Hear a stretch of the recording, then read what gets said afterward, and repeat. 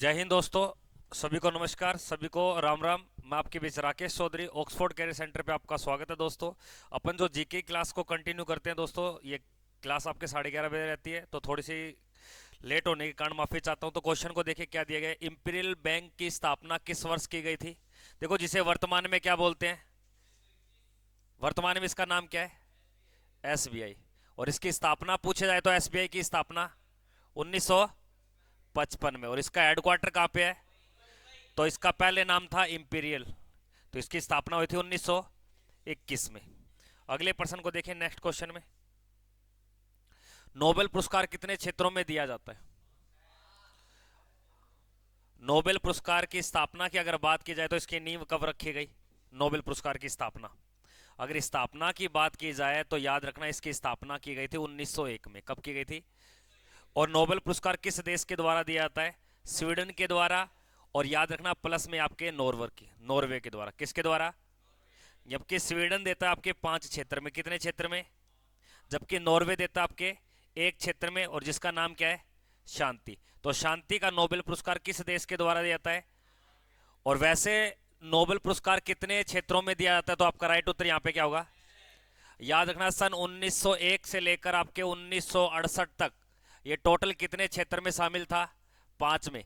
फिर 1968 के बाद में ये कितने क्षेत्र में शामिल कर दिया? 6। और यानी कि इसका पूछ सकता है कि छठा जो क्षेत्र जोड़ा गया वो किसको जोड़ा गया? अर्थशास्त्र को। किसको जोड़ा गया भैया? अर्थशास्त्र को। तो कई बार ये पूछा जाता है कि अर्थशास्त्र में भारत को कितने बार नोबेल पुरस्कार मिला है? भारत को अर्थशास्त्र में तो कितनी बार मिला है? 2 बार। और अगर मैं आपसे पूछ लूँ ये दो कब कब मिला है, तो आपको याद रखना है एक 1998 में, और एक आपको याद रखना है 2018 में। 18 मिला अभिजीत अभिजीत बनर्जी को, और 1998 के अंदर मिला आपके अमर्त्य सेन को। अमर्त्य सेन को। तो एक बात बताइए, नोबेल पुरस्कार किसकी याद में दिया जाता है? अल्फ्रेड नोबेल की। किसकी याद में दिया जाता है? Alfred Nobel. और इस अल्फ्रेड नोबेल ने एक डायनामाइट की क्या की थी? खोज। तो कई बार प्रश्न आता है अल्फ्रेड नोबेल ने किसकी खोज की थी? डायनामाइट।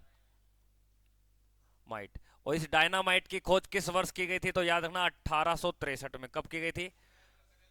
और इस अल्फ्रेड नोबेल की मृत्यु किस वर्ष हुई थी? 1896 में। तो कई बार ये प्रश्न आता है कि अल्फ्रेड नोबेल की मृत्यु किस वर्ष हुई? 1896 में। और इसी 1896 में कौन से खेल की स्थापना की जाती है? ओलंपिक खेल की। तो कई बार ये प्रश्न पूछ सकता है ओलंपिक खेल की स्थापना किस वर्ष की गई? 1896। जिनको कौन से ओलंपिक बोलते हैं? आधुनिक ओलंपिक। तो नोबेल पुरस्कार सबसे पहले भारत को किस व्यक्ति को मिला? नहीं, सबसे पहले नोबेल पुरस्कार 1913 के अंदर दिया गया था रविंद्रनाथ टैगोर को। और भारत का वह वैज्ञानिक जो सबसे पहले लिया था 1930 में, जिसका नाम क्या था है? सीवी रमन। और भारत में सबसे पहले अर्थशास्त्र में नोबेल पुरस्कार किसको मिला?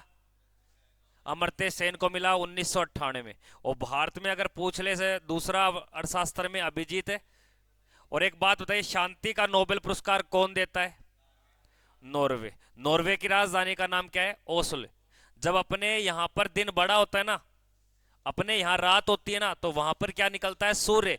इसलिए मध्य रात्रि का सूर्य किस देश को बोलते हैं? नॉर्वे को बोलते हैं। विश्व की पहली जनगणना किस देश ने की थी? और किस वर्ष की थी? 1749 में। कब की थी? 1749। तो दोबारा बताता हूं, नोबेल पुरस्कार किस वर्ष रखा गया? 1901 में। और नोबेल पुरस्कार कितने क्षेत्र में दिया जाता है? नोबेल पुरस्कार कौन से देशों के द्वारा देता है? नॉर्वे व। जबकि नॉर्वे अकेला कौन से क्षेत्र में देता है? और शांति के क्षेत्र में भारत को सबसे पहले एक महिला के रूप में प्रदान किया गया नहीं, मदर शांति की बात करें। और अर्थशास्त्र की बात करें तो अमर्त्य सेन। ठीक है इतना मनोज। अगले प्रश्न को देखिए, अगले प्रश्न में क्या दिया गया। Next question. किस घटना के विरोध में गांधी जी ने केसर हिंद की उपाधि लौटा दी? देखो, केसर हिंद की उपाधि किसको दी गई थी? और ये केसर हिंद की उपाधि गांधी जी को दी गई थी 1915 में। कब दी थी? जब ये दक्षिण अफ्रीका से भारत लौटता है तो अंग्रेजों द्वारा दी गई केसर हिंद।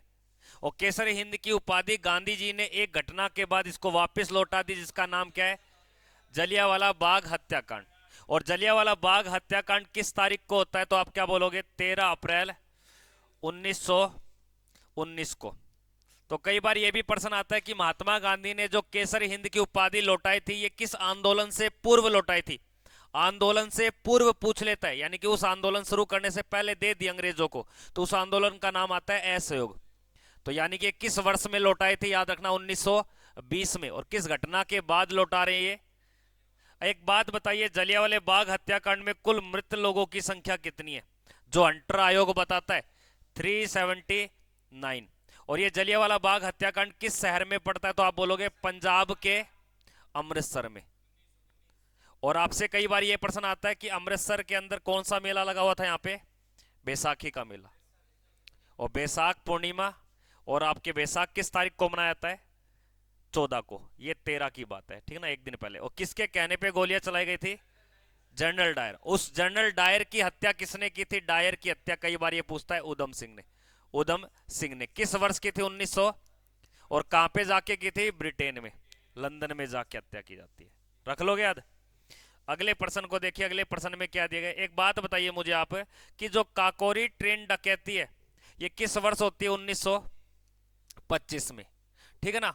और जो आपके चोरा चोरी घटना की बात आती है तो ये कब होती है, 1922 में। अगले प्रश्न को देखिए, अगले प्रश्न में क्या दिया गया। महात्मा गांधी अपने जीवन में सिर्फ एक बार कांग्रेस पार्टी के लीडर बनते हैं। महात्मा गांधी ने कांग्रेस पार्टी की एक बार क्या की थी, अध्यक्षता की थी। और ये किस वर्ष की थी, 1900। और उसी वर्ष 1924 में गांधी जी किस पार्टी में शामिल होते हैं। तो कई बार ये प्रश्न आता है कि गांधी जी ने कांग्रेस पार्टी में पार्टिसिपेट कब किया, 1900। और ये 1924 से लेकर 1934 तक रहते हैं।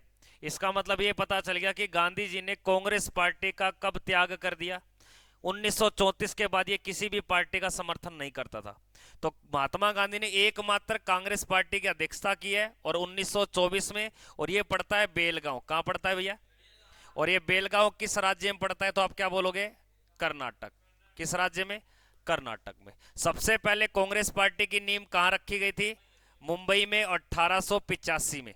और इसकी अध्यक्षता किसने की थी, WC बनर्जी। WC बनर्जी ने, ये आपको ध्यान देना है, WC बनर्जी। कानपुर के अंदर एक महिला ने अध्यक्षता की थी 1925 में, जिसके कारण भारत की पहली महिला अध्यक्ष बन गई थी, जिसका नाम आता है सरोजनी नायडू। तो सरोजनी नायडू ने कौन से कांग्रेस की, या कौन से कांग्रेस अधिवेशन की अध्यक्षता की थी, कानपुर का।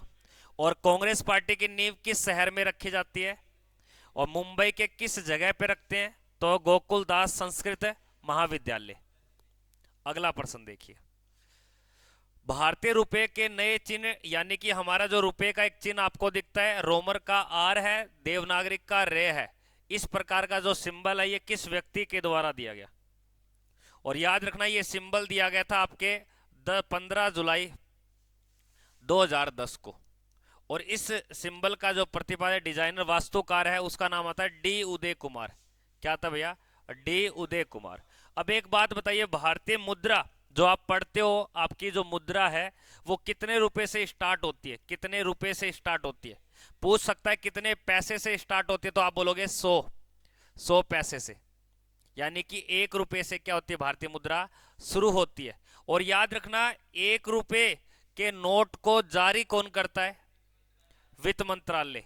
यानी कि 1 रुपए के नोट को छापेगा भी कौन, केंद्र सरकार यानी कि भारत सरकार। जबकि 2 रुपए से लेकर 10,000 तक की मुद्रा को छापने का अधिकार वर्तमान में किसको है, RBI। अब याद रखना RBI इन सभी मुद्रा के ऊपर अपना क्या कर सकता है, साइन कर सकता है। जबकि 1 रुपए के नोट पे साइन कौन कर देता है, तो वित्त मंत्रालय का सेक्रेटरी यानी कि वित्त सचिव करता है। तो इस प्रश्न का उत्तर क्या बताओगे, डॉक्टर उदय कुमार।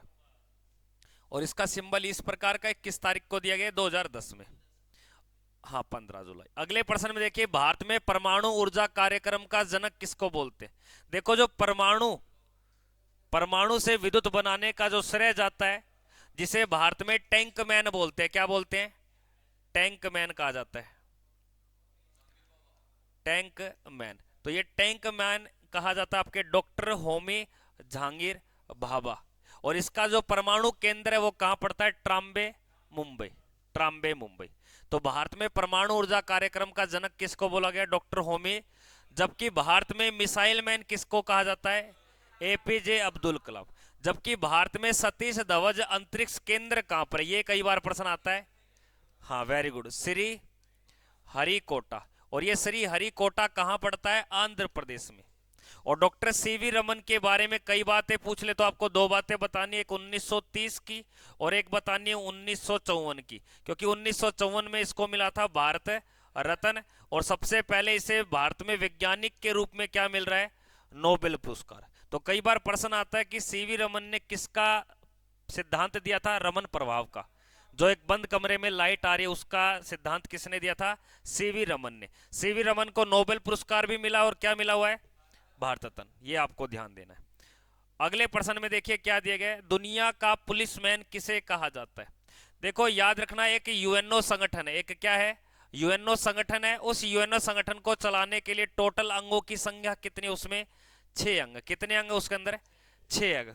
उस 6 अंग में से एक अंग को पुलिसमैन बोलते हैं। क्या बोलते हैं, क्योंकि पुलिस क्या करती है, हमारी सुरक्षा करती है ना, इसलिए आपको याद रखना है सुरक्षा परिषद। क्या याद रखोगे, सुरक्षा परिषद को दुनिया का क्या बोला जाता है, पुलिसमैन। और इस सुरक्षा परिषद में कितने दो देश शामिल होते हैं, 15। कितने देश शामिल होते हैं, जो परमानेंट देश होते हैं उनको बोलते हैं स्थायी। क्या बोलते हैं, स्थायी सदस्य। वो कितने हैं, और जो इसमें अस्थायी होते हैं इनका कार्यकाल होता है 2 वर्ष का, और ये कितने सदस्य होते हैं।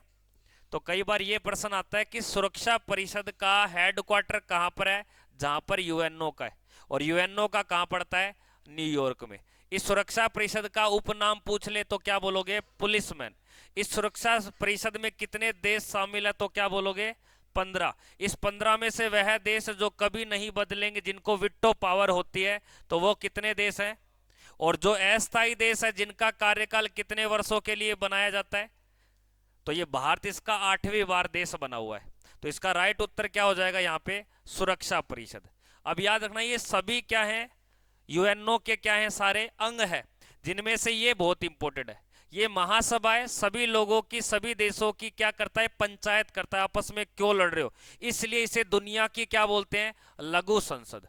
तो कई बार प्रश्न आता है दुनिया की लघु संसद किस अंग को बोला गया है, महासभा को। किसको बोला गया है, महासभा को, ये याद रखना। और पुलिसमैन किसको बोला है, शिवनाथ है। सुरक्षा परिषद के टोटल मेंबरों की संख्या कितनी है, अस्थायी कई बार पूछा जाता है, कितने बताओगे, जिनका कार्यकाल है, और जो स्थायी होंगे उनका कभी कार्यकाल है नहीं होता। अगले प्रश्न को देखिए, अगले प्रश्न में क्या दिया, आराम से प्रश्न को देख लेना, यहीं पे पढ़ोगे तो याद रह जाएगा। पहली पंचवर्षीय योजना किस मॉडल पे आधारित थी। देखो पहली जो पंचवर्षीय योजना बनाई गई जिसका उद्देश्य था कृषि में बढ़ावा लाना, और इसका सन था 1951 से लेकर 1956। तो इस मॉडल का नाम है Herald Domar model, Herald Domar model. जबकि पीसी महानोबिस विकास मॉडल, ये कौन सी पंचवर्षीय योजना का है, मॉडल है, दूसरी। तो ये दोनों आपको मॉडल में याद रखनी है। तो पंचवर्षीय योजना के मॉडल पूछता है, पहली का तो बताना है हेराल्ड मॉडल, और दूसरी का बताना है महाल नोबिस या पीसीए वाला, रख लोगे। दूसरी पंचवर्षीय योजना का समय था 56 से लेकर 51 तक, सॉरी 61 तक। एक बात बताइए, वह कौन सी पंचवर्षीय योजना थी जो 4 साल चली थी, 4 साल चली थी। तो याद रखना वो 5वीं पंचवर्षीय योजना थी, तो 1974 से लेकर आपके 1978 तक चलती है। तो वह कौन सी पंचवर्षीय योजना के तहत उद्योगों को बढ़ावा दिया गया, उद्योग, कितने उद्योग लगाए गए थे, एक उद्योग लगाया गया था बोकारो, वो तीसरी में लगा, यानी कि 1964 में। बोकारो उद्योग किस देश में पड़ता है, सॉरी भारत के किस राज्य में पड़ता है, झारखंड में, और रूस ने इसको पैसा दिया था। तो यहां पे इतना याद रखना है कि पहली पंचवर्षीय योजना का मॉडल पूछे तो हेराल्ड डोमर बोलना है, या कई किताबों में इसको डोमर नाम ना देकर इसको हेराल्ड मॉडल भी बताता है। अर्जन पहली पंचवर्षीय योजना का समय क्या था, 1951 से। इसका मेन उद्देश्य था कि देश में किसकी बढ़ोतरी की जाए।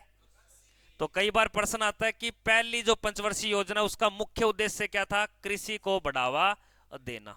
अगले प्रश्न में देखिए, हाँ क्यों रेन्यू केंद्र शासित प्रदेश दादरा नगर हवेली तथा दमन दीप का विल्य, विल्य का मतलब होता है कि ये दोनों यूटी प्रदेश पहले अलग अलग थे, और ये दोनों यूटी प्रदेश यहां पड़ते हैं आपके, ये महाराष्ट्र का एरिया है नीचे, ये ऊपर का एरिया है। यहां पड़ता है आपके दमन व दीप और यहां पड़ता है दादरा व नगर हवेली। ये दोनों पहले स्वतंत्र थे, लेकिन दोनों को अब क्या कर दिया, एक कर दिया, ये विलय कर दिया, जिसके कारण भारत में यूटी प्रदेश 9 की बजाय अब कितने पढ़ते हो आप? पहले किसी टाइम कितने हो गए थे? क्योंकि पहले कितने यूटी प्रदेश थे? जबकि 2 यूटी प्रदेश नए बनते, जम्मू एंड कश्मीर और लद्दाख। तो जैसे ये 2 नए बने तो आपके टोटल यूटी कितने हो गए? अब बोला गया कि दादरा व नगर हवेली और दमन दीप को एक साथ कर दो, और ये साथ किया गया 26 जनवरी 2020 को। इस कारण वर्तमान में आपके केंद्र शासित प्रदेश कितने हैं, और ये किस तारीख से 8 हो चुके हैं? याद रखना, आपके 31 अक्टूबर 2019 को भारत में 2 नए केंद्र शासित प्रदेश बने, जिनका नाम लद्दाख। और ये दोनों कब बने थे? 2019 में। तो देश में 2019 में कितने यूटी प्रदेश हो गए थे, ये याद रखना। अब आपके यूटी प्रदेश कितने हैं, और 8 ये किस तारीख से हैं? 2000 किस तारीख को? 26 जनवरी को। और याद रखना, भारत में जो जम्मू एंड कश्मीर राज्य का दर्जा समाप्त किया गया वो किस वर्ष किया गया था? 5 अगस्त 2000। तो कई बार एक बार यही प्रश्न आता है, अभी तक राज्य बन रहे थे और एकमात्र एक ऐसा राज्य है जिसको राज्य का दर्जा हटाया जा रहा है, उसका नाम क्या? जम्मू एंड, और जम्मू एंड कश्मीर से राज्य का दर्जा किस तारीख को छीना? 5 अगस्त 2019 को। अगले प्रश्न में देखिए क्या दिया गया, नेक्स्ट क्वेश्चन। जम्मू कश्मीर की विशेष राज्य का दर्जे को समाप्त किया गया। कोई नहीं बोलेगा, जीतू बोलेगा। जीतू ये कह रहा है कि जम्मू एंड कश्मीर का राज्य का दर्जा क्या कर दिया? खत्म कर दिया, समाप्त कर दिया। किस तारीख को कर दिया? अभी तो बताए पिछले प्रश्न में, 5 अगस्त 2019 को। और क्या बोल दिया, इस जम्मू एंड कश्मीर के कितने टुकड़े करेंगे? और 2 टुकड़ों में एक तो नाम देंगे जम्मू एंड कश्मीर और एक का नाम देंगे लद्दाख। और इनको देश का क्या बनाएंगे? यूटी क्षेत्र। क्या बनाएंगे? यूटी क्षेत्र का मतलब यूनियन टेरिटरी, यानी कि केंद्र शासित। और ये केंद्र शासित प्रदेश किस तारीख को बना दिए?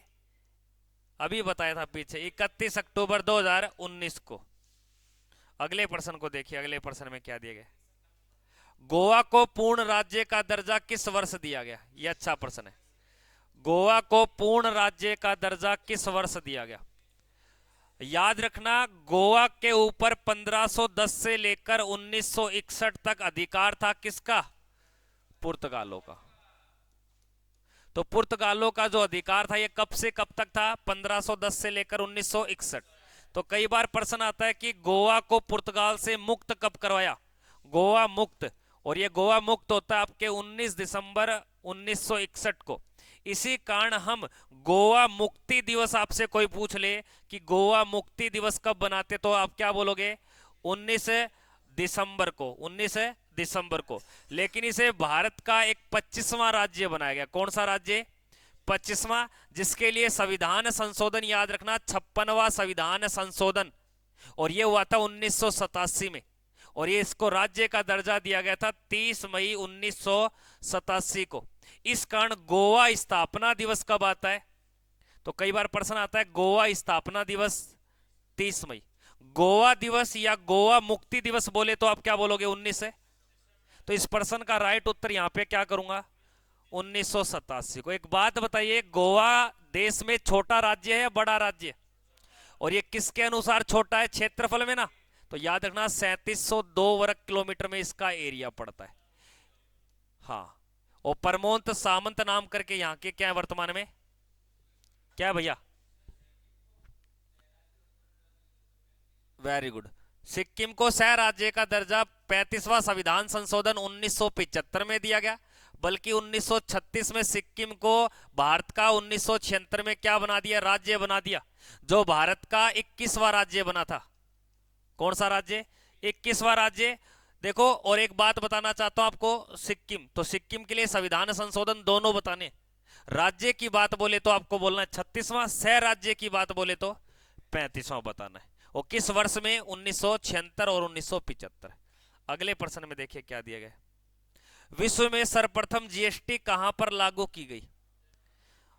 अगर कोई बोल दे जीएसटी क्या है तो आप बोलोगे जीएसटी गुरुजी एक अप्रत्यक्ष क्या है? कर है, इनडायरेक्ट टैक्स है ये, और इसको लागू करने वाला विश्व का पहला देश था फ्रांस।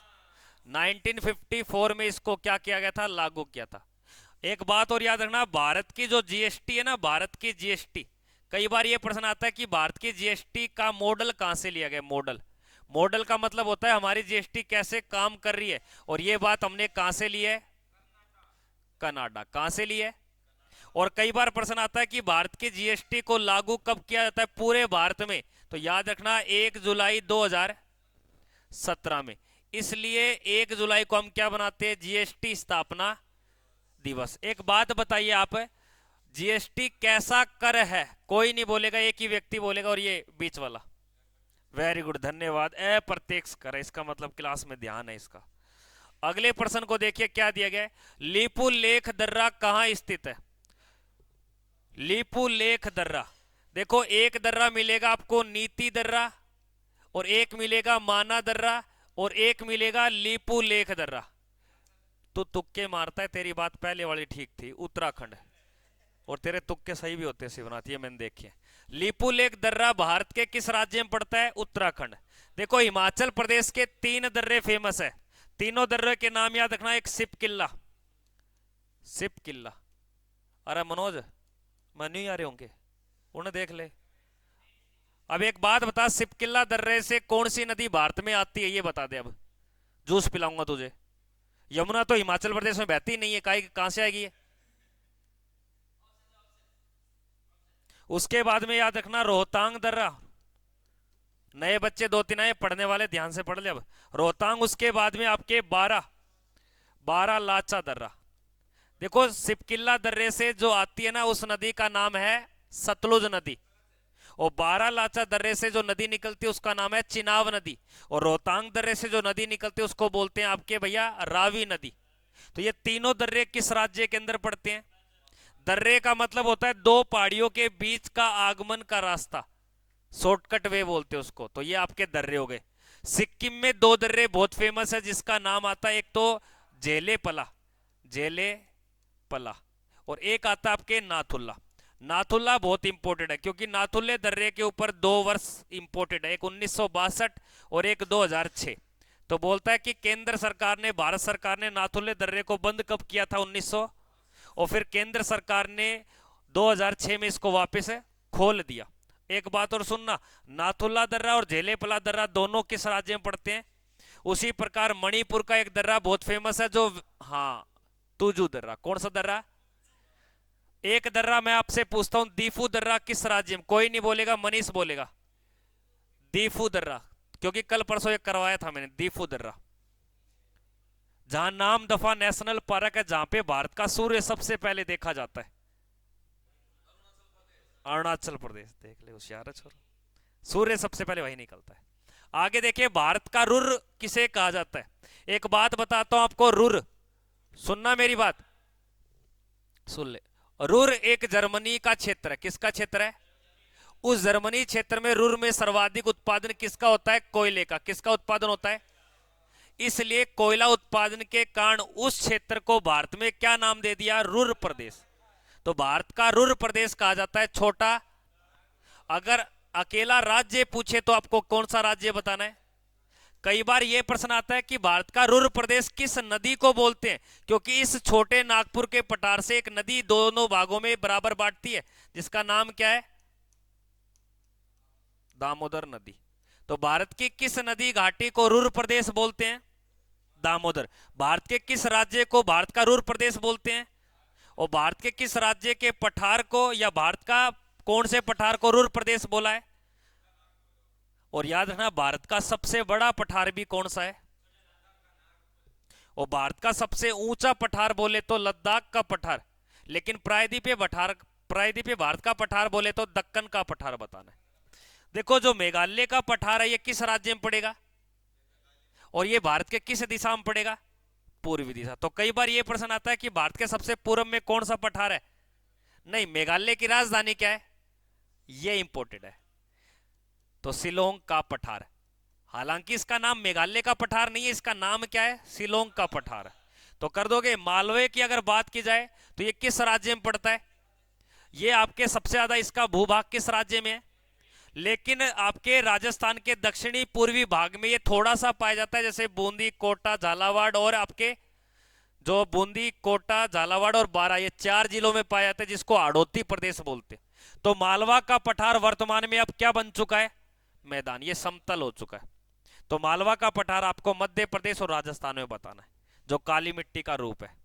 तो दक्कन का पठार ये आपके महाराष्ट्र में पड़ता है, ज्वालामुखी के उद्गार से ये बना हुआ है। अगले प्रश्न में देखिए क्या दिया गया, नेक्स्ट क्वेश्चन। लूनी नदी कहां से गिरती है या विलीन होती है? ये कह रहा है कि जो लूनी नदी अजमेर के नागपाड़ से चलती है, अजमेर होती हुई आपके जोधपुर, पाली, आपके उसके बाद में ये जालोर, सिरोही और गुजरात में चली जाती है, इस प्रकार। वेरी गुड, धन्यवाद। कच्छ का रण, अगर ऑप्शन में कच्छ का रण ऑप्शन में ना हो तो आपको क्या करना पड़ेगा? अरब सागर। कई बार प्रश्न आता है कि पश्चिमी राजस्थान, मरुस्थलीय राजस्थान की सबसे लंबी नदी कौन सी है? इसको राजस्थान की या पश्चिमी राजस्थान की लाइफलाइन भी कहा जाता है, जीवन रेखा भी। लूणी नदी भारत की एकमात्र ऐसी नदी है कि जब तक बालोतरा झील के अंदर नहीं गिरती तो आगे का पानी कैसा रहता है? मीठा। उसके बाद इसका पानी कैसा हो जाता है? तो कई बार प्रश्न आता है कि भारत की या विश्व की एकमात्र नदी जो मीठी भी है और खारी भी है, उसका नाम क्या है? क्योंकि वो कौन सी झील में अपना पानी गिराती है? बालोतरा। और बालोतरा ये खारे पानी की झील है, और बताते हैं यहाँ पे सबसे उच्च क्वालिटी का नमक उत्पादन भी किया जाता है। और ये कहां पड़ता है? आपके बाड़मेर। और इससे पहले ये नदी क्या रहता है? मीठा। इसके बाद कैसा पानी रहता है? तो आधी मीठी आधी खारी कौन सी नदी? लूनी नदी। 495 किलोमीटर में बहती है। आगे देखिए, दक्षिण भारत की सबसे ऊंची चोटी, कल भी बताया था, तो कह रहा था ना याद कैसे रखे, तो मुड़ी मुड़ी करना एक तो है ना। तो दक्षिण भारत की सबसे ऊंची चोटी का नाम आएगा आपके अन्नाईमुड़ी। उड़ीसा की सबसे ऊंची चोटी बोले तो क्या बताना है? महेंद्रगिरी, 1501 मीटर में आपको बताना है। मध्य प्रदेश की सबसे ऊंची चोटी बोले तो क्या बोलोगे? धूपगढ़ है, 1350 मीटर में पड़ती है, सतपुड़ा की पहाड़ियों के ऊपर।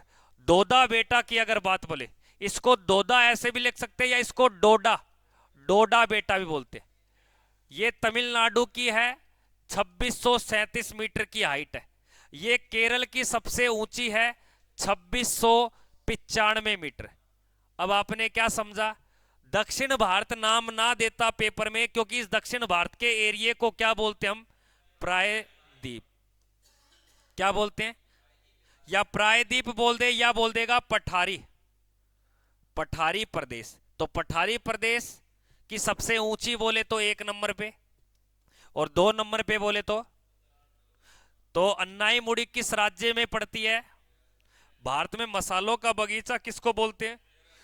और भारत की सिलिकॉन वैली किसको बोलते हैं? बेंगलुरु को। सिलिकॉन वैली, वैली का मतलब होता है घाटी। और साइलेंट वैली बोले तो शांत घाटी बोलते हैं केरल को। हाँ, केरल। अगले प्रश्न को देखिए क्या दिया, भारत की सबसे ऊंची चोटी केटू किस पर्वत श्रेणी में? देखो ये क्या है, ये एक आपके पर्वत श्रेणी है, फिर ये एक पर्वत श्रेणी है, ये एक पर्वत श्रेणी है। तो इस प्रकार ये पूरा का पूरा क्या बन गया? पर्वत श्रृंखला बन गई। ये पूरी क्या बन गई? पर्वतमाला बन गई। उस माला में कई श्रेणियां हैं, बहुत सारी। तो याद रखना ये केटू के अंदर, और अगर बात की जाए तो ये ट्रांस हिमालय के अंदर आती है, और श्रेणी का नाम आता है आपके कारा कोरम। और ये वर्तमान में किसके पास है? ये पीओके। पीओके का मतलब होता है पाक अधिकृत, पाक ऑक्युपाइड कश्मीर। और इस चोटी की अगर हम बात करें तो ये किस श्रेणी के अंदर पड़ती है? कई बार प्रश्न आता है ये दुनिया का सबसे ऊंचा दर्रा भी है। काराकोरम दर्रा वर्तमान में किस क्षेत्र में पड़ता है? लेकिन वर्तमान में देखा जाए तो ये किसके पास पड़ता है? तो भारत की सबसे ऊंची बोले तो क्या बोलना है?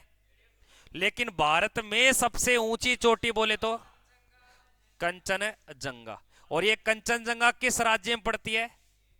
सिक्किम में।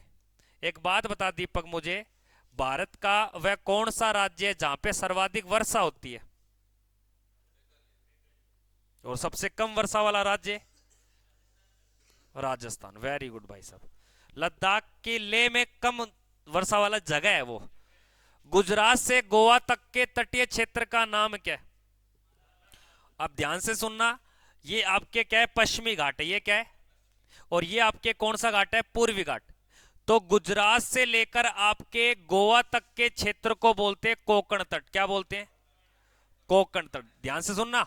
उसके बाद आपके गोवा से लेकर आपके कर्नाटक तट के को बोलते हैं कन्नड़ तट। क्या बोलते हैं? और कर्नाटक से केरल तक के तट को बोलते हैं मालाबार तट। ठीक है। और वहीं आंध्र प्रदेश और तमिलनाडु के तटीय भाग को बोलते हैं कोरोमंडल। क्या बोलते हैं? कोरोमंडल। और कुछ आंध्र प्रदेश के तट को बोलते हैं काकीनाडा तट। और वहीं उड़ीसा के तट को कहा जाता है उत्तरी सरकार। इसको पहले बोलते थे उत्कल तट। क्या बोलते थे? उत्कल तट। इसे छोटा उत्तरी सरकार भी बोलते हैं।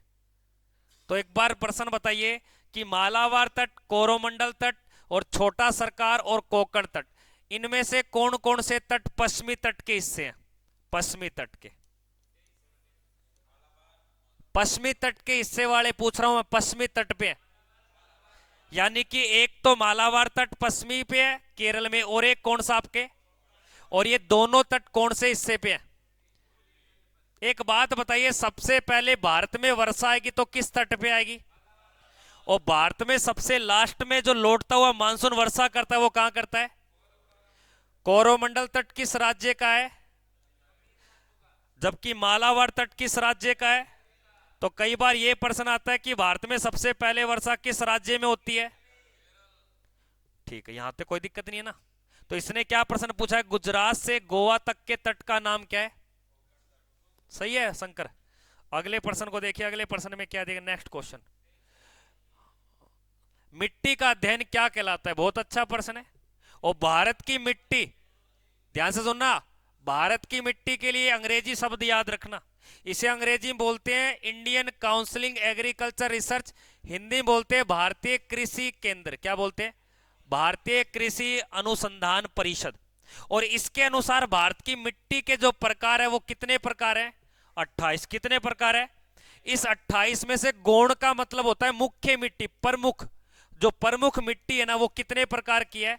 8 प्रकार के। कितने प्रकार की है? और इस 8 में सबसे ज्यादा जो मिट्टी पाई जाती है उसका नाम क्या है? जलोढ़ किसके द्वारा बनती है?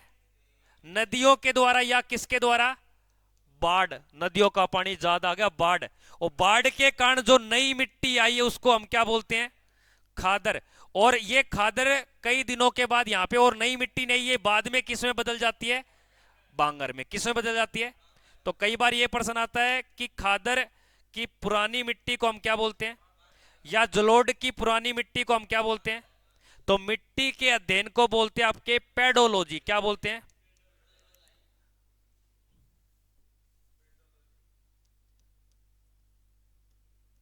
पेडोलॉजी। देखो, लॉजी का मतलब होता है किसी चीज का अध्ययन करना। देखो, ये जो पेट्रोलॉजी है ना, इसमें चट्टानों का अध्ययन करते हैं। किसका करते हैं? चट्टानों। तो चट्टानों का अध्ययन क्या कहलाता है? पेट्रोलॉजी। और जो आपको दिख रहा है ना लिम्नोलॉजी, इसमें किसका अध्ययन करते हैं? झीलों का अध्ययन। यानी कि झीलों के बारे में समझना है। स्टडी ऑफ लेक का मतलब होता है निम्नोलॉजी। और जो आपको फाइकोलॉजी दिखाई दे रहा है ना, इसमें आपके अध्ययन क्या आता है? शैवालों का। किसका क्या आता है? सॉरी, माइकोलॉजी में। और फाइकोलॉजी में होता है कवकों का अध्ययन। ये आपको ध्यान देना है। एक बात बताइए मुझे आप कि कोस्मोलॉजी,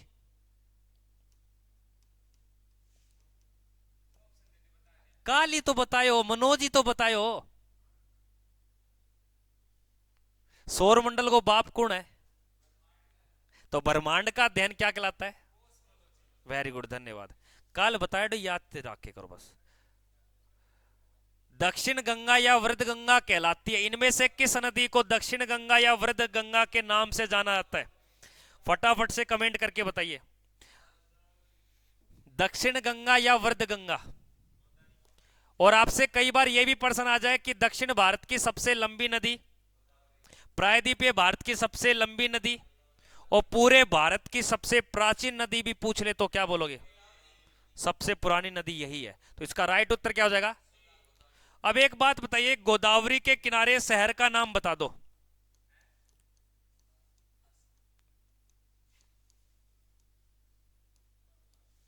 ये राजमुंदरी सुना है? अगर देश में आपके क्या होता है, तंबाकू, क्या होता है, उस तंबाकू की रिसर्च करनी है, तो भारत में तंबाकू अनुसंधान केंद्र कहां पर है, और तंबाकू सर्वाधिक किस राज्य में होता है? तो ये आंध्र प्रदेश की एक जगह है, और ये जगह किस नदी के किनारे? कई बार ये प्रश्न पूछा गया कि गोदावरी जो नदी है इसकी लंबाई कितनी है, तो 1400। कई बार ये प्रश्न आया कि गोदावरी नदी कहां बहती है, इस नीचे वाले भारत में, पर नीचे वाले भारत में कुछ नदियां यहां आती है और कुछ नदियां यहां जाती हैं, तो इसकी दिशा पूछ लेगा, गोदावरी नदी की दिशा, तो ये यहां से यहां जाती है, पश्चिम से पूर्व। और ये अपना पानी किस सागर में गिराती है? बंगाल की खाड़ी, सागर या समुद्र। अगले प्रश्न को देखिए भाई साहब, रेगुर मिट्टी के नाम से जाना जाता है, इनमें से किस मिट्टी को रेगुर मिट्टी? देखो, रेगुर को रेगड़ कहा जाता है, क्या बुलाता है, या इसको कहा जाता है आपके चेरी लोजम, चेरी लोजम। चेरी लोजम एक होता है चेरी ब्लोसम, ध्यान से सुनना, चेरी ब्लोसम, सुन ले एक बार, बता दूं तो ना। तो चेरी ब्लोसम आपके तमिलनाडु और कर्नाटक में वर्षा होती है, जो किसके लिए फेमस होती है? कॉफी के लिए। किसके लिए फेमस होती है? ये चेरी ब्लोसम एक वर्षा का प्रकार है, जिसको हम चेरी ब्लोसम यानी कि कॉफी वर्षा के नाम से जानते हैं। और एक चेरी लोजम, काली मिट्टी को इंटरनेशनल देशों के ऊपर क्या बोलते हैं? चेरी लोजम। आज ही उल्टो, आज ये रेगड़ भी किसका नाम है? किसका नाम है? रेगड़ भी किसका नाम है? रेगुर का। और रेगुर मिट्टी में सर्वाधिक क्या होता है आपके? कपास। क्या होता है? इसलिए इसको कपासीय मिट्टी भी बोलते हैं। क्या बोलते हैं? और कपास मिट्टी किसके लिए, सॉरी, कपास किसके लिए अच्छी है भैया? काली मिट्टी के लिए। मनीष एक बात बता मुझे, भारत में काली मिट्टी का विस्तार किस राज्य में ज्यादा है? जहां दक्कन का पठार है, दक्कन का पठार है महाराष्ट्र में। काली मिट्टी के लिए फसल कौन सी बढ़िया है? कपास। और भारत में कपास उत्पादन कहां होता है? अब बोलेगा गुरुजी काली मिट्टी यहां है तो यहां ज्यादा होगा, नहीं, सबसे ज्यादा कपास उत्पादन कहां होता है। फिर दूसरे नंबर पे कौन है आपके? याद रखना, लेटराइट मिट्टी की अगर बात की जाए तो ये किसके लिए फेमस है? आप घरों में ईंट देखिए आपने, ईंट, तो वो भी किसके लिए आती है, सॉरी किसकी बनी होती है? लेटराइट मिट्टी की बनी होती है। जलोढ़ मिट्टी में नई मिट्टी को क्या बोलते हैं? नई मिट्टी को। और पुरानी मिट्टी को क्या बोलते हैं? बांगर। जलोढ़ मिट्टी की उत्पत्ति किससे हुई है? बनवारी बोलेगा। खड़े हो जा बनवारी, मैं कहूं खड़े हो जा, मोर बना दूंगा मैं एक में। बता अब, जलोढ़ मिट्टी कैसे बनी है? कैसे बनी है, इसकी उत्पत्ति कैसे, इसका नाम जलोढ़ क्यों रखा गया है? ये कहीं ना कहीं से तो आई होगी चल के, ये धरती आप ही निकलेगी। अरे ईब तई बतायो खागड़, ई भी बतायो, मैं पूरा लिखो भी हो, नदी और बाड़ों के द्वारा। देख नया टावर बताने लगते हो, ध्यान खड़ा है, गांव में जा रहे हो तो मन पक्को बेरो है, बैठ जा। तो यानी कि नदी और बाड़ों के उत्पत्ति से किसकी मिट्टी? जलोढ़। और जलोढ़ मिट्टी भारत में सर्वाधिक पाई जाती है, जैसे पंजाब, हरियाणा, राजस्थान, उत्तर प्रदेश, बिहार। ये पंजाब, हरियाणा, राजस्थान में जलोढ़ मिट्टी पुरानी मिट्टी हो गई, ये बांगर, अब खादर नहीं है। अब तो नहीं बता, लाल मिट्टी में कौन सी फसल हो है? प्रदीप बताओ। थारली, वाह, रेडीमेड, हाँ तंबाकू। तो तंबाकू खातर मिट्टी किसी है? लाल है। 112 हुए तुर थे तो फौजी जी देखने दो, के बड़ी बात होगी तो फिर है। अगले प्रश्न को देखिए क्या दिया गया।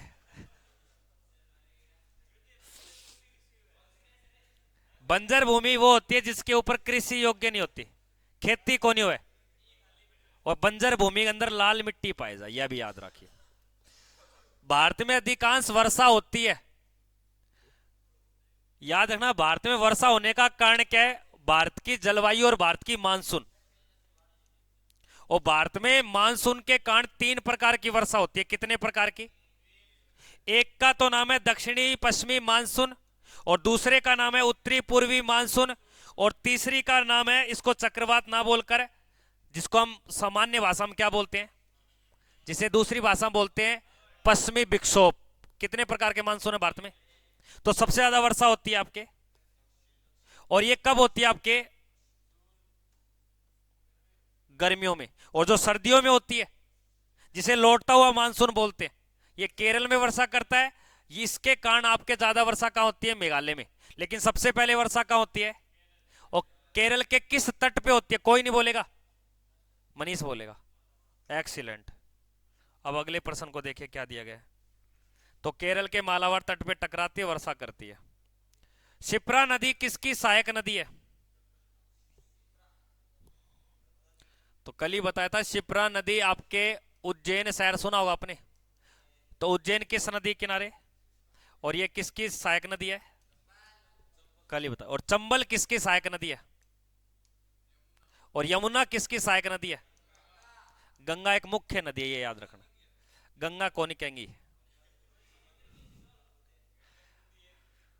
दिनों में वर्षा किस मानसून के कारण होती है? अच्छा ऊपर लोगे, हाँ सॉरी। तमिलनाडु के तटों या कोरोमंडल, ये तो अभी पढ़ा भी था, जो जाड़े के समय वर्षा होती है। हाँ अभी ये बताने लगे, बिल्कुल सही बताया। यानी कि उत्तरी पूर्वी या लौटता हुआ मानसून के द्वारा आपके जाड़ों में तमिलनाडु में वर्षा होती है, और लगभग ये 20 सेंटीमीटर वर्षा होती है, जो यहाँ पर आपके आम की फसल के लिए, कॉफी और चाय की फसल के लिए उपयोगी मानी जाती है। और जब भारत में मानसून आता है, जब आगमन, तो भारत में किस मानसून का आगमन सबसे पहले होता है, और किस राज्य से होता है? अर्जुन ये बता, भारत में मानसून आओ तो कौन सा राज्य में पहले आओगे? अरे वाह यार, पढ़े छोरो। मनीष होशियार हो गए हो, सुधार हो गए होंगे डिजिटल बोल देख देख के। घर लीजिए ना, शनिवार ने फिल्म चलाऊंगा यहाँ पर बढ़िया सी, किसी मिल्खा सिंह बढ़िया चलाऊंगा। कौन है? पोग बांध किस नदी पर बना हुआ है? पोग बांध आपके हिमाचल प्रदेश में पड़ता है, और ये किस नदी पर है? और व्यास किसकी सहायक नदी है? अगर ऑप्शन में सतलुज ना होना, तब आपको किसको बताना है? सिंधु। मेन नदी किसकी है ये? लेकिन सतलुज ना हो तो, क्योंकि सतलज किसकी सहायक है? सिंधु की। व्यास नदी एकमात्र सिंधु की सहायक वो नदी है जो भारत में ही उद्गम होता है और भारत में ही खत्म हो जाती है। इसका मतलब कहां नहीं जाती है? हाँ, बाकी सारी नदियां पाकिस्तान में जाती है, लेकिन ये नहीं जाती। सतलुज बिल्कुल जाती है, मिठन कोट पाकिस्तान कराची के पास जाती है। अगले प्रश्न को देखिए क्या दिया गया। भारत का प्रथम परमाणु विस्फोटक परीक्षण कब किया गया था?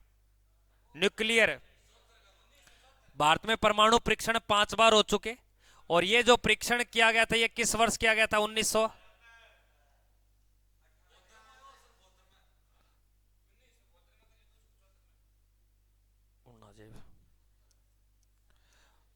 दूसरा किया था 1998 के अंदर। पहला किया था 18 मई 1974 के अंदर। और ये कहां किया गया था आपके? और पोखरण कहां पड़ता है? जैसलमेर। बीकानेर में थोड़ी आता ये। अच्छा और यहाँ पर एक रामदेव जी का मेला भरता है क्या? रोनेचा, हाँ पोखरण में है ना रोनेचा। कोलार की खान किस खनिज के लिए? Very good. कोलार व हट्टी, ये दो खाने बहुत फेमस है, ये किस राज्य में पड़ती है? Very good. सोना, कहां गया सोना? याद रखना, हीरे के लिए खान याद रखना पन्ना, और ये कहां पड़ती है? एमपी में। और झारखंड में एक झारिया नामक खान पड़ती है, झारिया सिंह भूमि भी पड़ती है आपके। जादूगोड़ा किसके लिए प्रसिद्ध है?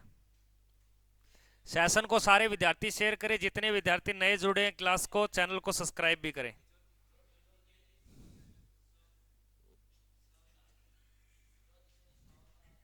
माला गलवा दी हूं।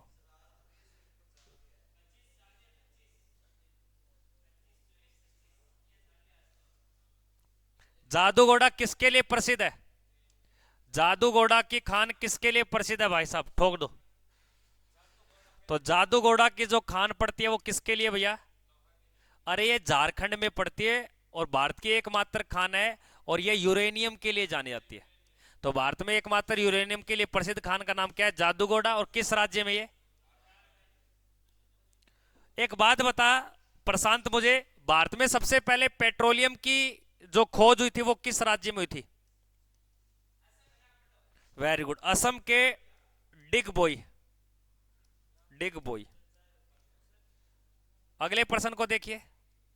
दिवाली को शोक पर्व के रूप में बनाती है, यानी कि ये कहता है कि दिवाली एक त्योहार है, पर यहां ये दिए नहीं जलाते, एक दुख व्यतीत करते हैं।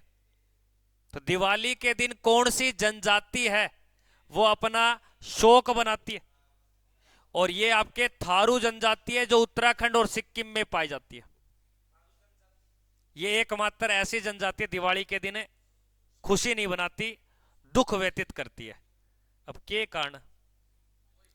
जी हाँ, राजस्थान में जोधपुर के अंदर के है कि जो रावण हो बैंगो के हो बड़ा सासरो, तो जोधपुर वाले बताते हैं कि दिवाली के दिन खुशियां नहीं बनाते, वो भी शोक।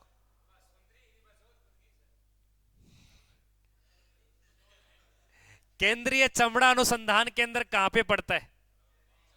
केंद्रीय चमड़ा अनुसंधान केंद्र। तो याद रखना, चैसे चमड़ा और चैसे के बन जाएगी। एक बात बताइए मुझे, चेन्नई का प्राचीन नाम क्या है? एक बात बताइए, चेन्नई में कोई क्रिकेट स्टेडियम, उसका नाम बता दो। वेरी गुड, चेपोक, यानी कि चेपक स्टेडियम, जो चेन्नई महेंद्र सिंह धोनी का होम ग्राउंड माना जाता है, पर ज्यादा यहाँ पे संपर्क है। एकमात्र ऐसा प्लेयर है जो टीम होकर भी वहां का ना होकर भी दूसरा, इसके ऊपर डिबेट भी चली थी। National institute of solar agency, इसका मतलब है कि अंतरराष्ट्रीय सौर सौर गठबंधन केंद्र, यानी कि इंटरनेशनल जो सौर ऊर्जा है ना, इसकी स्थापना की गई थी 2015 में, जो सोलर पैनल है, और इसका कंट्रोल भारत के हरियाणा के अंदर पड़ता है। और ये कहां बताओगे आप? यानी कि एक इंटरनेशनल संगठन भारत के अंदर भी है। जैसे आपने सुना होगा यूएनओ का जो संगठन है वो कहां है? न्यूयॉर्क में। ऐसे अंतरराष्ट्रीय सौर एलायंस या गठबंधन का संगठन कहां पड़ता है, और इसकी स्थापना किस वर्ष की गई? हाँ, गुरुग्राम हरियाणा में, जिसका नाम गुड़गांव था पहले। चिपको आंदोलन की शुरुआत किस वर्ष की गई?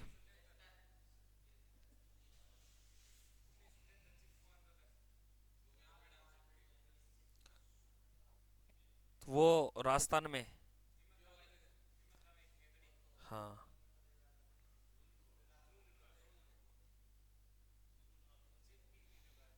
पटापट दिला पर हाथ मान लग रही, टक टक टक टक, मैं जदी कौन दिल नहीं धड़ धड़ क्या करे। तो चिपको आंदोलन की जो शुरुआत हुई थी ये उत्तराखंड से हुई थी 1973 के अंदर, उत्तराखंड। एक बात बताइए, इस चिपको आंदोलन का जनक कौन था? सुंदरलाल।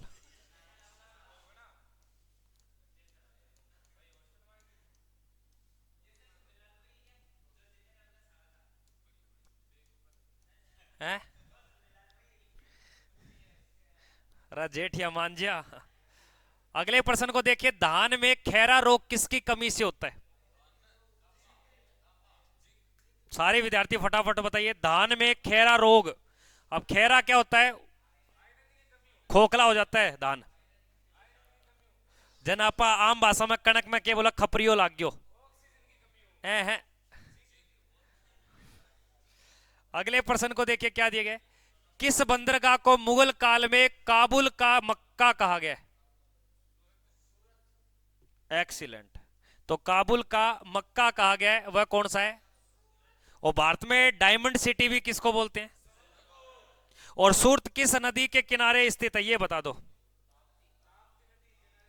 और जो भी बच्चे नए जुड़ रहे हैं सेशन को, भाई साहब सब्सक्राइब भी करें और लाइक भी करें, ठीक है। अगले प्रश्न को देखिए, गोवा राज्य की अधिकारी भाषा का नाम बताना है। अब आपको मैंने बताया था भारत के कितने ऐसे राज्य जिनकी हिंदी राजकीय भाषा है। कितने राज्य?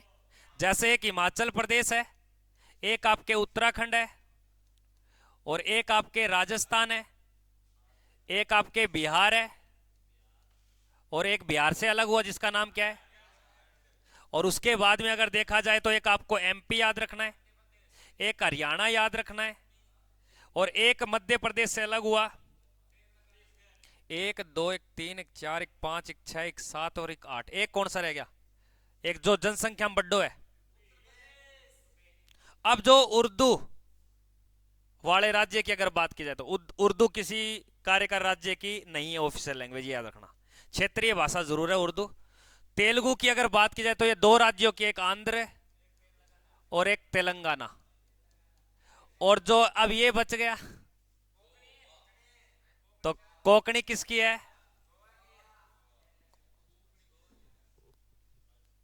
अब एक बात बताएगा एक ही बच्चा, और जिसका नाम है मनीष।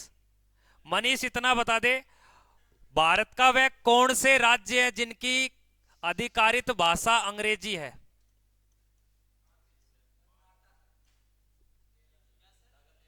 मैंने क्या बोला है? भारत के ऐसे कितने राज्य जिनकी आधिकारिक भाषा अंग्रेजी है? राज्य बोले तो आपको बताना है चार। कितने राज्य? और यूटी क्षेत्र बोले तो सभी बताने हैं। और सभी का नाम कितने हो जाएंगे? अब ये चार राज्य कौन से हैं? नागा, अरुणा, मिजोरम, है मेघालय। सिक्किम की आती है नेपाली।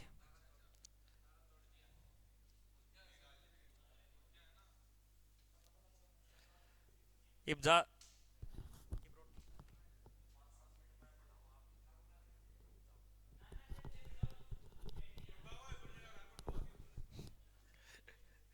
तो मेघालय। और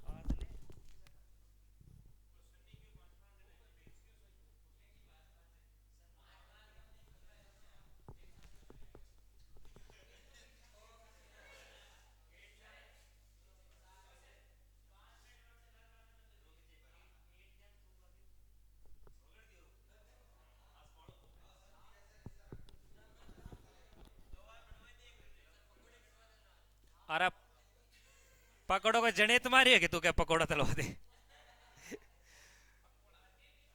बात नहीं, ये अच्छा पर्सन है।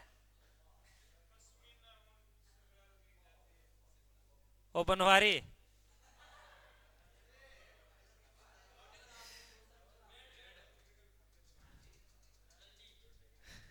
रुक जाओ। ओ गौन रुक जा। पश्मीना ऊन किससे प्राप्त होती है? और सबसे ऊन की उच्च क्वालिटी है ये, और हिमाचल प्रदेश में पाई जाती है।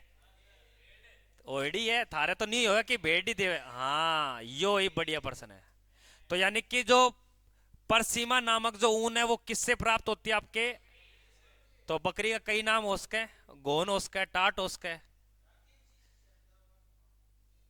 हाँ गुरुजी, ये ज्यादा उत्तर दे रहे हैं, फिर इंटरेस्ट ले रहे हैं गुरुजी ये।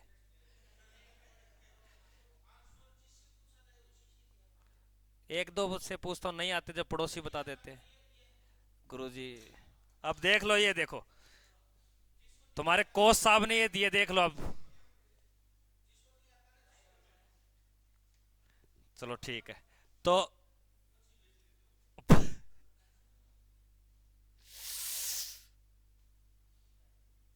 पश्मीना नामक जो ऊन है वो भेड़ से नहीं बल्कि किससे तैयार हो रही है? और ये किस राज्य में ज्यादा होती है आपके? भैया बकरी बहुत बढ़िया है। पक्षियों के अध्ययन को क्या कहा जाता है? पक्षियों के अध्ययन को क्या कहा जाता है? वेरी गुड भाई साहब, ऑर्निथोलॉजी। क्या बोलते हैं? ऑर्निथोलॉजी। और पक्षियों का महाद्वीप किसको बुलाता है?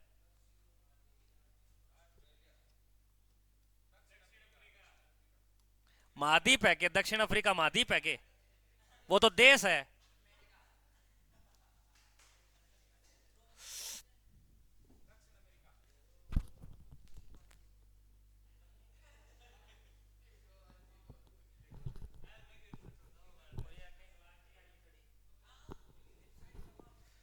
अगले प्रश्न को देखिए क्या दिया गया है।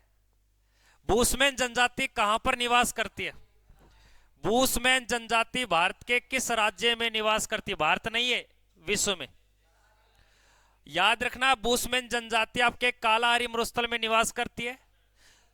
ये वहां पर दीमक को खाती है। किसको खाती है? दीमक देखी हुई है क्या आपने? दीमक। और दीमक को खाती है और स्थानीय भाषा में अपना क्या बताती है उसको? तो बूसमैन जनजाति का चावल किस जीव कीट को कहा गया है? दीमक को। और ये कहां निवास करती है आपके? और ये कालाहारी मरुस्थल कहां पड़ता है? दक्षिण अफ्रीका। और एक बात बताइए, दक्षिण अफ्रीका से गांधी जी भारत कब लौटे थे? हाँ। एक बात बताइए, जो सहारा मरुस्थल है ये विश्व का सबसे बड़ा मरुस्थल होगा, और भारत का सबसे बड़ा मरुस्थल कौन सा है? और एशिया का सबसे बड़ा मरुस्थल? हाँ। और एक बात बताइए, भारत का सबसे गर्म मरुस्थल भी कौन सा है? थार मरुस्थल कितने देशों में पड़ता है? वो तो होशियार है, तो दो देश में पड़ा है। एक को नाम है पाकिस्तान और एक को नाम है भारत। के अंदर जो थार पड़ता है उसको बोलते हैं बड़ा थार, और सॉरी, पाकिस्तान वाले को बोलते हैं बड़ा थार और भारत वाले को बोलते हैं छोटा थार। वेरी गुड, धन्यवाद। अगले प्रश्न को देखिए। विश्व की सबसे बड़ी हीरे की खान क्रिम्बेले किस जगह पे पड़ती है? हीरे की खान है जड़ू गांधी जी लौटे हो, यानी कि दक्षिण अफ्रीका। तो दक्षिण अफ्रीका में आपके एक खान पड़ती है जिसका नाम आता है जोहान्सबर्ग। तो जोहान्सबर्ग जो खान है वो किसके लिए फेमस है? यो हीरो है के। तो पूरे विश्व में सबसे ज्यादा सोना उत्पादन भी कहां बताए होगा आप? दक्षिण अफ्रीका। अगले प्रश्न में देखिए, एस्किमो जनजाति, एस्किमो जनजाति द्वारा बनाए गए बर्फ के घरों को क्या बोलते हैं? इग्लू। क्या बोला जाता है? इग्लू। ये आपको ध्यान देना है। एक बात बताइए, एस्किमो जनजाति का शाब्दिक अर्थ क्या होता है? एक्सीलेंट। इसका अर्थ होता है कच्चा मांस खाने वाली। मांस खाने वाली।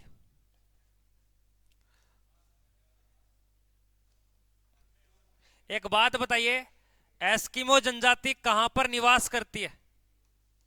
निवास का मतलब धरती पे करती है, लेकिन ये ज्यादातर पाई जाती है कनाडा, नागालैंड ऐड है कि तू, कनाडा और आपके यूएसए, इन दोनों की सीमा के ऊपर करती है। और मैं उरे लिया के छेतुंग वाली तड़ी हूं सीमा। और ध्यान से सुनना, एस्किमो जनजाति वहां पाई जाएगी जहां का तापमान 10 डिग्री सेल्सियस से क्या होता है? और ऐसे क्षेत्र को बोलते हैं टुंड्रा प्रदेश। क्या बोलते हैं? तो भारत में टुंड्रा प्रदेश वाला एकमात्र जगह है, उसका नाम क्या है? हिमाचल प्रदेश। तो एस्किमो जनजाति किस प्रदेश में पाई जाती है? टुंड्रा प्रदेश। प्रदेश की बात कर रहा हूं, टुंड्रा प्रदेश। और एस्किमो जनजाति का अर्थ क्या होता है? कच्चा मांस खाने वाली। और एस्किमो जनजाति अपने बर्फ के घर बनाती है। क्या बनाती है? और उन बर्फ के घरों को क्या बोलते हैं? और याद रखना है, एस्किमो जनजाति नामक अपना एक पशु पालती है जिसे रेडियर बोलते हैं। क्या बोलते हैं? और रेडियर नामक पशु से अपनी एक गाड़ी खींचते हैं जिसका नाम है सलेज।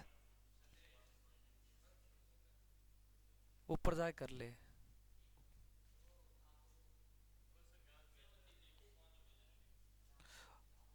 अगले प्रश्न को देखिए क्या दिया गया। विश्व का सबसे बड़ा रबड़ उत्पादक देश कौन सा है? रबड़।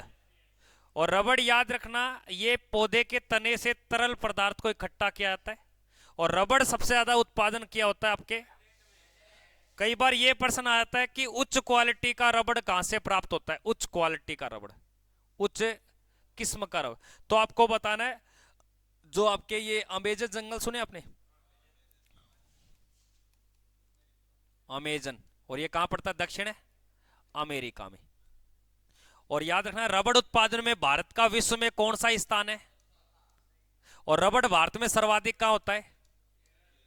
सबसे ज्यादा रबड़ कहां होता है? थाईलैंड के बाद में आपके मलेशिया, मलेशिया के बाद में इंडो। अब एक बात बता, इंडोनेशिया के बाद कौन सा है? तो चौथो स्थान है, पहलो दूसरो तीसरो और चौथो। सोया ना उरे क्लास में, मारू में बहुत है, नींद को नहीं है ने, झपकी आवे। विश्व की सबसे बड़ी प्रवाल भित्ति। देखो प्रवाल भित्ति क्या होते हैं कि समुद्री के अंदर एक आपके जीव पाए थे, समुद्री जीव, और वो समुद्री जीव जुड़कर एक परत बना लेते हैं, और इतनी मजबूत परत बन जाती है कि इसके ऊपर लोग अपने घर बना सकते हैं। और ये भारत में सबसे बड़ी पाई जाती है आपके लक्षद्वीप में, जिसको हम सेवाल बोलते हैं। क्या बोलते हैं? तो ये समुद्री जीव होते हैं, अपने एक सेवाल बनाते हैं, उस सेवाल को ही परवाल भित्ति कहा जाता है। और ये विश्व की सबसे लंबी परवाल भित्ति वाली जो जगह है वो कौन सी है? ये प्रश्न बहुत बार एग्जाम में आता है, ऑस्ट्रेलिया। तो आज की क्लास को यहीं पे समाप्त करते हैं, तो बाकी क्लास को बाद में करते हैं। जितने विद्यार्थी नए जुड़े एक बार कमेंट करके बताइए क्लास का सेशन आपको कैसा लगा। इससे पहले आपको मैथ रीजनिंग की क्लास हो चुकी, डेली रात को 8 बजे आपकी फिर से जीके की क्लास होती है। सारे विद्यार्थी बताइए एक बार कमेंट करके फटाफट से।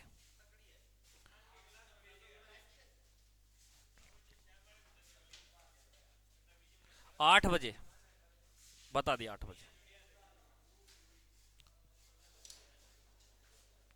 राहुल चौधरी बहुत बढ़िया गुरुजी, बढ़िया बढ़िया।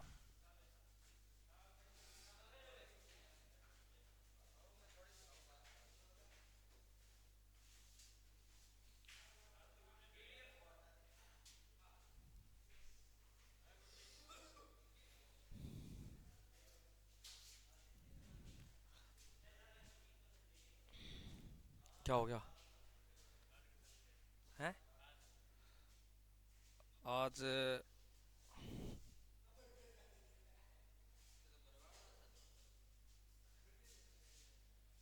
26। बताइए दोस्तों, कोई किसी को समस्या तो बोल सकता है। हाँ मनोज, है समस्या?